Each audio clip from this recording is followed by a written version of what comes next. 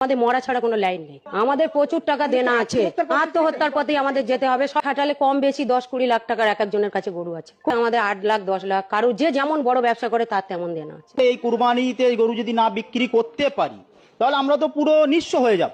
প্রত্যেক সরকারকে বলবো এইভাবে না মেরে আমাদের হাতে বিষ তুলে দেখ, আমরা বিষ খাই। হিন্দুদের এইভাবে বাঁচানো যায় না দাদা ভাই, এইভাবে একদম টোটালি বাঁচা। শুভেন্দু অধিকারী মহাশয় ভুল করছেন। নির্দিষ্ট সালে যেমন কুরবানির প্রথা চলছিল সেই প্রথা চালু করে। আমার ঋণ আছে 9 লাখ টাকা, ঋণের বোঝা শুভেন্দু অধিকারীকে নিতে হবে, নাহলে আমার স্বামী সুইসাইড করবে বলছে। সন্তান অনাথ হবে, কিভাবে চালাবো?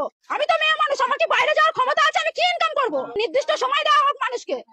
কি হবে বাবা, আমি বলতেই পারছি না। আমার গরুগুলো বিক্রি হোক, আমার ছেলেটা যাতে বেঁচে থাকে সেই চেষ্টা করো। গরু যদি বিক্রি না হয় আমার ছেলে মরে যাবে। কথা বেরোয় না, আমি কি বলবো, আমি মনে আনতে পারছি না।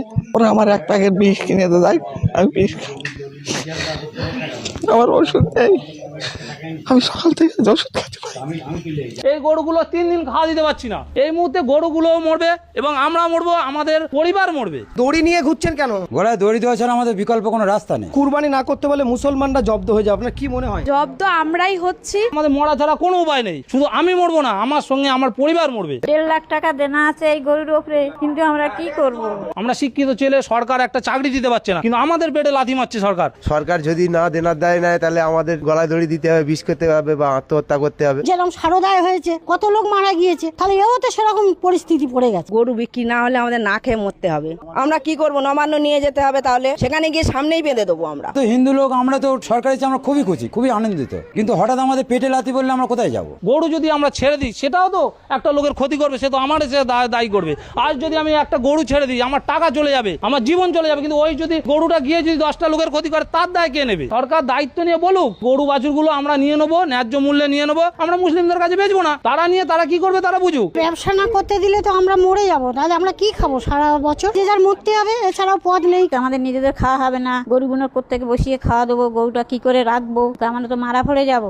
আমি গরিব মানুষ, আমার সময়তে একটা বেচতে হবে, সেটাকে হাক পাবো না, কেউ আসবে না সেখানে। সেখানে যদি না পাই আমি কি করবো, কোথায় যাবো? আমি মেয়ের তো বিয়ে দিতে গেলে আমার তো সম্মানটা লাগবে।